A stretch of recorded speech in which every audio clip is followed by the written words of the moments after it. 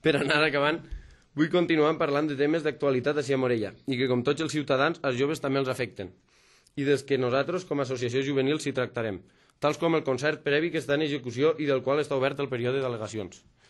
Què opinem els joves d'aquest principi de PGU? I és que la majoria coincidim en que aquest pla s'ha de corregir per al futur de Morella i amb ell el de tots els joves que volem seguir vivint i treballant així a Morella. No és la primera vegada que se parla de vivenda de protecció oficial així a Morella per als joves i tampoc és la primera vegada que el PSOE incompleix el seu programa electoral, però en aquesta legislatura se'ns ha promès molta vivenda de protecció oficial per als joves. Això antes era el TIN, tampoc se va complir.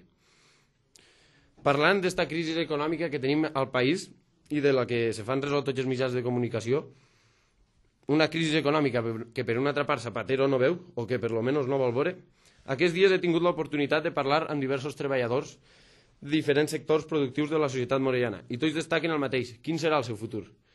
Així a Morella, on treballaran tots aquells, per exemple, si comencen a trencar les granges d'animals? I ja l'últim tema que vull tractar és el nou poliesportiu. Aquest recinte esportiu se'ls va prometre per al mes de novembre. Ja estem a 9 de febrer i a dia d'avui encara no s'ha obert. Se'ns ha promès...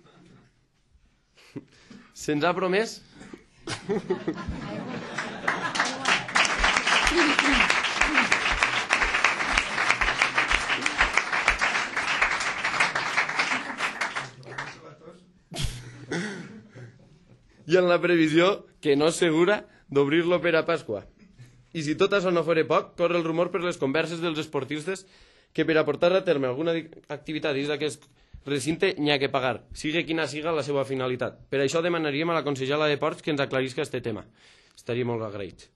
I ara sí, ja, per acabar, molt si m'he enrotllat un poc, era més llarg, però m'han tallat. M'agradaria donar-vos a tots les gràcies per haver vingut i emplaçar-vos per al pròxim dissabte, quan tindrà lloc la primera reunió de Noves Generacions Morella i on traçarem les línies d'actuació d'aquesta associació. I res més, tan sols recordar una frase del nostre alcalde que va pronunciar més o menys l'any passat i de la qual esperem es complisca este pròxim 9 de març. I és que tal qual com li va anunciar la Mare de Déu de Vallivana, hi haurà un canvi al nostre país. I la Mare de Déu m'ha dit que sí, que n'hi ha. Moltes gràcies.